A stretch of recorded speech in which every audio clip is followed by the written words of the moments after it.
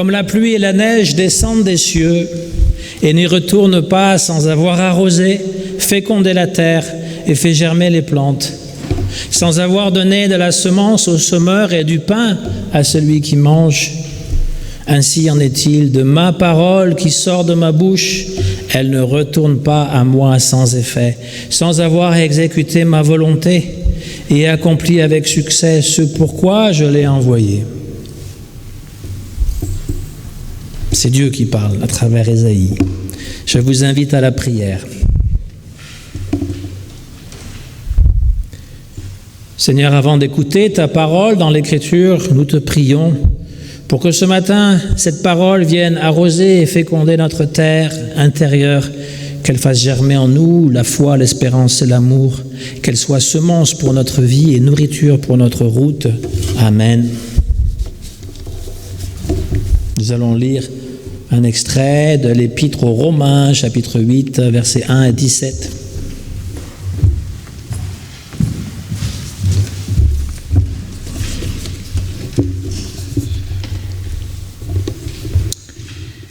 Il n'y a donc maintenant aucune condamnation pour ceux qui sont en Jésus-Christ. En effet, la loi de l'Esprit de vie en Jésus-Christ m'a affranchi de la loi du péché et de la mort. Car, chose impossible à la loi, parce que la chair la rendait sans force, Dieu a condamné le péché dans la chair, en prévoyant, à cause du péché, son propre Fils, dans une chair semblable à celle du péché.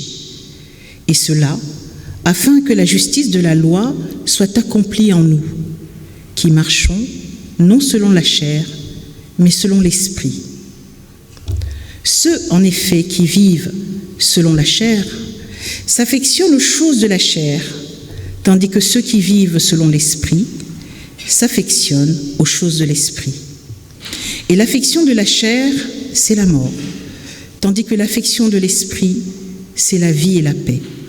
Car l'affection de la chair est inimitié contre Dieu, parce qu'elle ne se soumet pas à la loi de Dieu, et qu'elle ne le peut même pas. Or, ceux qui vivent selon la chair ne sauraient plaire à Dieu.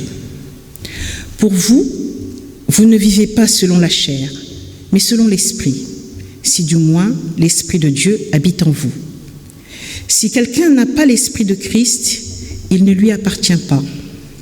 Et si le Christ est en vous, le corps, il est vrai, est mort à cause du péché, mais l'Esprit est vie à cause de la justice. Et si l'Esprit de celui qui a ressuscité Jésus d'entre les morts habite en vous, celui qui a ressuscité Christ d'entre les morts rendra aussi la vie à vos corps mortels par son Esprit qui habite en vous. Ainsi donc, frères, nous ne sommes point redevables à la chair pour vivre selon la chair. Si vous vivez selon la chair, vous mourrez. Mais si par l'Esprit vous faites mourir les actions du corps, vous vivrez. Car tous ceux qui sont conduits par l'Esprit de Dieu sont fils de Dieu. Et vous n'avez point reçu un esprit de servitude pour être encore dans la crainte, mais vous avez reçu un esprit d'adoption par lequel nous crions « Abba, Père ». L'Esprit lui-même rend témoignage à notre esprit que nous sommes enfants de Dieu. Or, si nous sommes enfants, nous sommes aussi héritiers, héritiers de Dieu et co-héritiers de Christ, si toutefois nous souffrons avec lui, afin d'être glorifiés avec lui.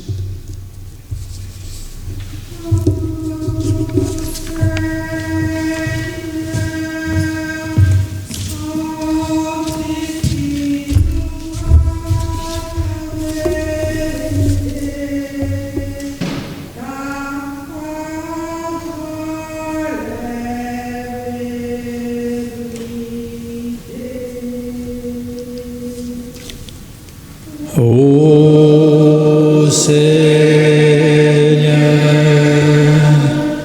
sanctifie-nous par ta vérité. Ta parole est vérité.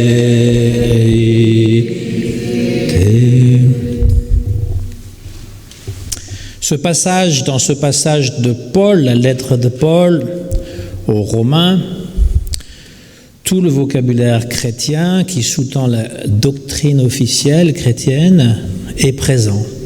Le péché, la chair, l'esprit, la foi, la résurrection, le salut par la croix, le baptême comme nouvelle naissance, l'adoption filiale, à savoir que nous sommes tous fils et filles de Dieu par Jésus-Christ. Alors, le premier de ces termes, le péché, nous sommes tous pécheurs, divisés entre nous, en nous, incapables de consistance. Comme Paul le dit d'ailleurs dans la même épître, je fais le mal que je ne veux pas faire et je ne fais pas le bien que je voudrais faire. C'est la faiblesse humaine, on va dire, qui se transforme en culpabilité universelle. Et donc il y a un terme pour désigner cette faiblesse, ça s'appelle, là dans le passage, la chair. Et il le dit dans le verset 3, qui dit que Jésus a assumé une condition semblable à la chair du péché. Et il va dire aussi, ceux qui vivent selon la chair s'affectionnent aux choses de la chair, tandis que ceux qui vivent selon l'esprit s'affectionnent aux choses de l'esprit. Il continue au verset 7, « Car la chair tend à s'ériger en ennemi de Dieu. Ceux qui sont sous l'empire de la chair ne peuvent plaire à Dieu. » Bigre, comme j'aurais envie de dire, nous sommes là en plein cœur de la doctrine qui a dominé le monde chrétien pendant des siècles, notamment au Moyen-Âge. La chair est née du péché et le désir charnel, que dire des rapports charnels, n'est que péché. C'est les bases théologiques sur lesquelles a été construit l'édifice doctrinal du péché originel qu'a élaboré saint Augustin au IVe siècle et qui continue encore à dominer l'idéologie chrétienne.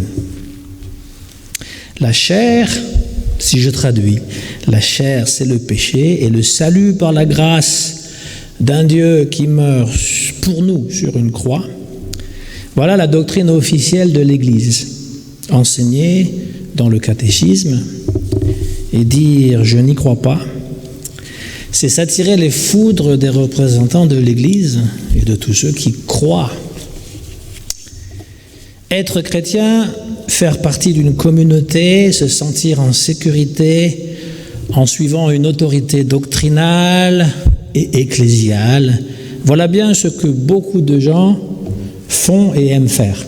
Ça rejoint un peu l'une des définitions de la religion, du latin religiare, qui veut dire relier les gens ensemble.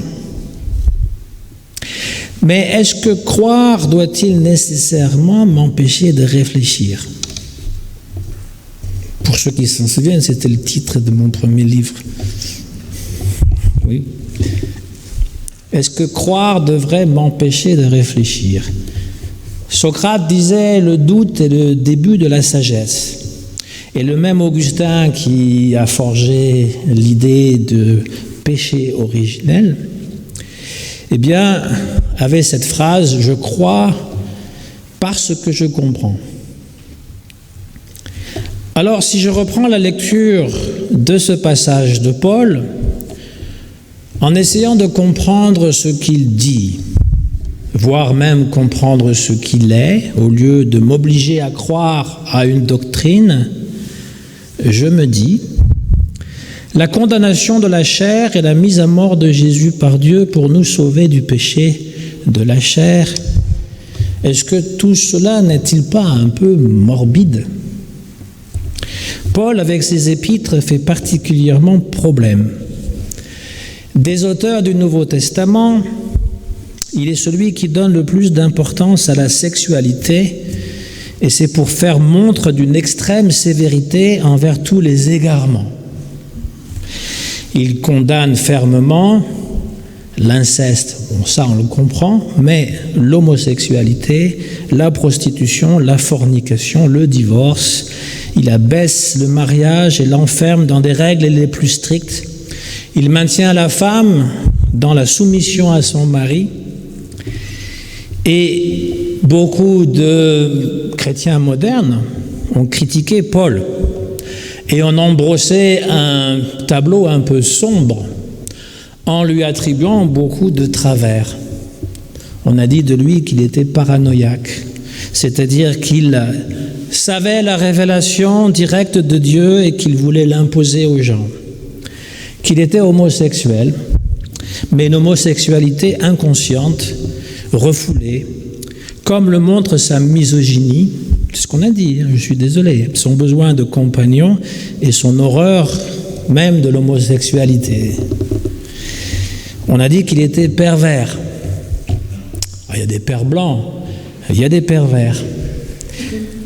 Par son ambiguïté extrême avec la loi, avant il persécutait l'Église, comme on l'a vu la dernière fois, il était en train de garder les manteaux de ceux qui lapidaient Étienne, et peu après il devient obsédé, c'est-à-dire qu'il a une compréhension obsessionnelle de la loi. Et il attaque les Juifs. On a fait de Paul le premier chrétien qui attaquait les Juifs. On a justifié le massacre des Juifs en citant Paul. Et puis, narcissique, parce qu'il s'autoproclame apôtre. La morale de Paul, avec ses exigences, ne serait peut-être que la surface de quelque chose de plus redoutable qui se joue dans sa relation avec le Christ. Paul n'a pas connu Jésus. Il ne l'a pas connu physiquement, il dit l'avoir vu dans une vision sur la route de Damas qui l'a fait tomber à la renverse, l'a rendu aveugle. Et Paul entretient une relation exclusiviste avec le Christ que certains disent, c'est là où il fige son homosexualité. Il y trouve une issue fantastique à son mal de vivre. Toute son immense construction théologique ne va qu'à justifier son horreur de la chair et de la vie, son intense culpabilité en leur donnant l'apparence retournée d'une libération par Dieu. Ce même Dieu qui, par sa miséricorde, exige tout de nous et condamne ce monde présent. Bigre, encore. Ce jugement sévère contre Paul, ça ne va pas de main morte, on va dire. Et on accuse de surcroît Paul d'être l'inventeur du christianisme.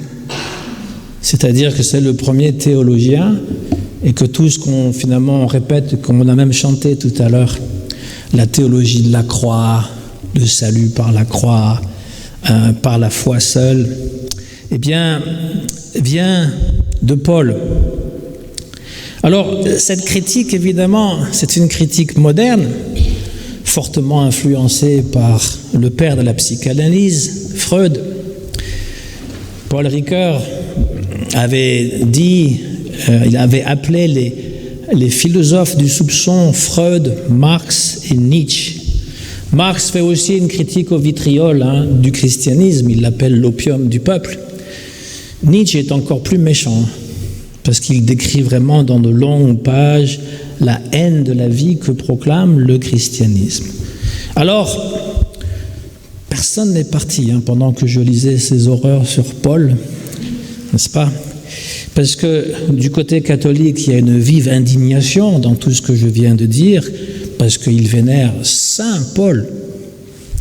Et puis du côté protestant, la vénération n'est pas moins grande, puisqu'en fait, l'épître aux Romains, dont ce passage est issu, est vraiment la base de la compréhension protestante. Martin Luther, dans sa cellule, a une illumination en lisant le salut par la grâce seule, qui vient de Romains. Mais, à force de vouloir faire de quelqu'un un surhomme, Paul, eh bien, ça le prête justement au soupçon. C'est-à-dire que lorsqu'on monte quelqu'un sur un piédestal aussi haut, il y a beaucoup de gens qui se mettent à douter. On fête les 200e anniversaire de Napoléon, n'est-ce pas? Ça ne fait pas l'unanimité en France. Il y a encore des gens qui ne l'aiment pas trop, même si on a toujours les mêmes lois. Parce qu'on met tellement sur le piédestal. Vous savez, en France, il y a juste 3 modèles politiques. Il y a Louis XIV, il y a Napoléon et il y a De Gaulle. C'est vrai, hein? C'est les 3 références. Tous des guerriers, en fait. Oui, je ferme la parenthèse, pas de problème. Pas un problème. Aujourd'hui, c'est le défilé sur la place rouge à Moscou. Toute l'armée est là pour montrer qu'ils ont gagné la guerre. Alors, ceci étant dit, remarquez, ça fait du bien de le sortir, ça fait du bien de le dire. Mais ceci étant dit, que reste-t-il du christianisme? Si on dit, Paul était un homosexuel refoulé qui détestait les femmes et puis qui était, plein d'animosité, de haine de la vie, etc. Les contemporains m'applaudissent à tout rompre. Ceux qui ne croient pas en la religion, qui pensent que la religion c'est une attaque à la République, je ne sais pas trop quoi, ils vont tous être d'accord, disent voilà, bravo. On a fini avec le christianisme, on rentre tous chez nous, on va regarder le foot, on attend le 19 mai pour que toutes les bars rouvrent et qu'on puisse célébrer la victoire. Et donc, la question suivante, c'est qu'est-ce qu'on fait ici? Qu'est-ce que je fais à parler de ça? Si ça se résume à ça. Alors, il restait des mots du vocabulaire que j'ai énoncés au départ, parce que dans la lettre de cette passage de la lettre de Paul, donc j'avais dit, on a vu le péché, la chair, le salut par la croix, mais il reste l'esprit, la foi, le baptême comme nouvelle naissance, l'adoption filiale. Et ce sont ces mots qui vont éclairer, à mon avis, tout ce qui a été dit avant et qui vont leur rendre leur juste valeur. Je ne sais pas si Paul était névrosé, s'il était tout ce qu'on a dit, j'en sais rien. Si on veut gratter un petit peu, tous les grands écrivains, les grands génies, on trouve beaucoup de maladies mentales. Balzac buvait 50 tasses de café par jour. Et il était criblé de dettes. Et il avait des passages secrets pour fuir les huissiers quand ils venaient chez lui. Et il écrivait 4 romans en même temps. Il avait des gens, il dictait, il promenait dans la pièce et il dictait. C'est vrai que c'était toujours la suite de la condition humaine. Baudelaire, n'en parlons pas. Il se teignait les cheveux en vert à l'époque. C'est juste pour dire. Oui, il fumait du hashish aussi, et le vin, etc. C'est Olivier qui le dit. C'est celui qui est le plus moral de nous. Là. Oui, c'est connu. Il a écrit le vin et le hashish. Oui, je sais. Donc, ça, on n'accuse pas Paul de ça, de ses derniers travers, mais... l'esprit, oui. Alors, il oppose la chair et l'esprit. Le baptême. Alors, c'est intéressant que la conception du baptême chez Paul, c'est l'identification de la passion du Christ, c'est-à-dire qu'on meurt avec lui, sur la croix, en esprit évidemment, et on renaît. Avec lui, c'est une nouvelle naissance. C'est-à-dire que c'est vraiment une expérience quasi mystique comme lui l'a vécu. La rencontre du Christ sur le chemin de Damas. Alors on disait aussi que Paul pouvait être aussi épileptique. Donc il aurait vu des visions. Mais on ne peut pas le prouver. En tout cas, ça l'a marqué, il a rencontré le Christ sur le chemin de Damas et ça l'a converti. Et donc cette histoire nous montre que nous aussi, on peut rencontrer Christ, peut-être pas d'une façon aussi fulgurante, qui nous aveugle et on tombe à la renverse, voire de notre cheval inexistant, pour se faire guérir après coup par quelqu'un qui nous met les deux mains et on devient apôtre. Mais on peut vivre une expérience mystique. L'esprit, c'est ce lien avec Jésus malgré son absence. Donc on peut rencontrer Jésus par l'esprit. C'est un guide spirituel et c'est aussi ce qui explique cette fameuse résurrection Précisons aussi que le mot sarké, le mot grec pour chair, sarké, ne veut pas dire la viande, le corps qui n'est que viande. Je sais que vous ne mangez pas des humains, mais nous, quand on traduit par le mot chair, on a en esprit cette idée. Et sarké veut dire la personne entière. C'est la personne tout entière, ce que je suis. Ce n'est pas tout à fait la même chose. C'est-à-dire que l'ancienne personne qui est obsédée par les désirs du monde doit laisser la place à cette nouvelle personne qui est née de nouveau par le baptême, qui est régénérée et qui est maintenant fils ou fille de Dieu. C'est ça l'idée. Et là-dedans, on peut comprendre beaucoup plus que cette absurdité de détester le corps pour pouvoir être sauvé par l'esprit, comme certains chrétiens l'ont véhiculé.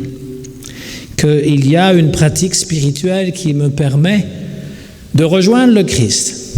Alors, pour nous aujourd'hui, parce que c'est quand même ça qui importe, faire un cours sur la chair et l'esprit, c'est bien beau, mais qu'est-ce que ça nous donne dans notre vie ? Nous vivons dans un monde aujourd'hui en France qui est hyper matérialiste. Même ce que vous ne voulez pas consommer, on va vous inciter à le faire, à coup de publicité, de machin, et inconsciemment ou consciemment, vous allez consommer des choses dont vous n'avez pas besoin. On vit dans un matérialisme exacerbé. Et c'est pour ça que les gens pensent que la religion, ça leur apporte rien, parce qu'ils veulent le confort matériel, la réussite, l'argent, tout ce qui finalement est vendu et consommé à outrance.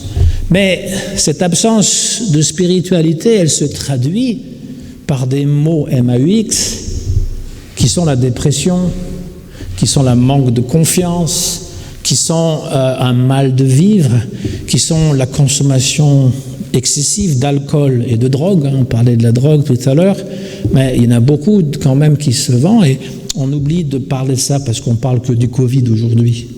Mais en France, meurent 45 000 personnes par année d'alcool. On ne le dit jamais. Pas mort par d'accident de voiture. D'alcool, il meurt chaque année 45 000 personnes d'alcool. Si on rajoute à ça les overdoses et toutes les choses qui viennent de la drogue, ça fait un chiffre assez impressionnant. Par ailleurs, le nombre de pilules qu'on peut consommer quand vous allez voir votre bon médecin, je sais qu'Olivier ne fait pas ça, mais il vous prescrit tellement de pilules qu'on n'a même pas le temps de tout prendre. Et donc, on est pas mal drogué. C'est quand même une grosse entreprise, c'est quand même la pharmacie, ça fait beaucoup de sous. J'espère qu'il n'y a pas de pharmacien ici en plus. Tout ça pour dire qu'il y a un mal de vivre. Et que ce mal de vivre, il ne peut pas être comblé par encore de la consommation. On peut faire de la spiritualité une consommation supplémentaire. Oui, il y a des gens qui l'ont compris. On vous vendre du bonheur. Mais il faut payer. Ah non, c'est pas gratuit. Ils vont vous vendre du bonheur sous la forme de livres, comment être heureux en 4 semaines. Voilà, vous priez, puis vous recevrez tout ce que vous voulez. Mais la spiritualité, c'est vraiment une pratique. C'est-à-dire qu'il y a une autre dimension qui est inconnue. On parle de la médecine, mais on sait très bien qu'il y a une médecine mentale. On est bien placé à Charenton pour le savoir. Il y a un hôpital psychiatrique mémorable juste à côté, qui est de grande renommée d'ailleurs. Et donc cette réalité psychique, elle n'est visible que par les comportements ou par la façon que les gens parlent, mais on ne le voit pas dans la tête. Mais elle existe quand même. Donc la dimension spirituelle, elle existe aussi, même si on ne la voit pas. Et c'est pour cela qu'il y a, même aujourd'hui, je ne sais pas combien de différentes sectes en France d'aspiration, des trucs bouddhistes ou hindouistes ou je ne sais trop quoi, parce qu'il y a une soif de la parole. Le prophète Amos disait, viendra un jour où il y aura une famine. Mais ce ne sera pas une famine de nourriture, ce sera une famine de la parole de Dieu. Elle aura disparu. Et les gens la chercheront partout. Et c'est ce que nous vivons dans notre monde aujourd'hui. Nous vivons une famine spirituelle. On recherche des solutions matérielles à des problèmes spirituels. C'est pour ça que ça ne marche pas. On pense qu'il nous faut davantage d'argent, davantage de consommation, davantage de ceci, davantage de cela. On n'a pas besoin de tout ça. On a besoin d'avoir la paix de l'esprit. On a besoin d'apprécier le monde, la vie telle qu'elle est.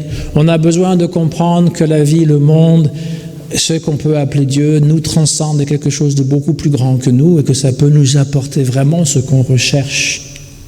Les alcooliques recherchent Dieu dans la bouteille. Ceux qui consomment de la drogue, pareil. C'est pour ça que la bouteille ne finit jamais, parce que Dieu est infini. On peut le rechercher dans le sexe, dans l'argent. Remarquez les milliardaires, ils en ont jamais assez. C'est jamais assez. 1 milliard, ça représente l'infini pour nous. 50 milliards, 500 milliards, parce que ça ne représente plus rien. Mais pour eux, ils en veulent encore davantage. Ça, ils sont numéro 2 du monde, numéro 1. Et qu'est-ce que vous faites avec votre argent? C'est pas ça que nous sommes venus faire sur la terre. Nous avons besoin d'argent. Je ne suis pas en train de prêcher la pauvreté, l'obéissance, la chasteté. C'est pas du tout ça. Mais nous ne sommes pas là pour consommer à outrance. Nous sommes là pour apprendre pourquoi nous sommes là, justement, et de faire le mieux possible pour pouvoir aller encore mieux et pour aider les gens qui vont pas bien et pour apprendre ce vrai bonheur que Dieu est venu nous donner. Au nom du Christ, et devenir fils et fille de Dieu. C'est pas rien quand même. On demande ton identité, tu déclines, crac, papier, prouvant. Tu dis à la personne, je suis une fille de Dieu. Il ne va pas te croire, il va penser que ce n'est pas suffisant. Mais c'est la vérité. C'est vrai, nous sommes fils et filles de Dieu. On peut revendiquer cela. Peut-être pas n'importe où, mais on peut le revendiquer. Au nom du Christ, Amen.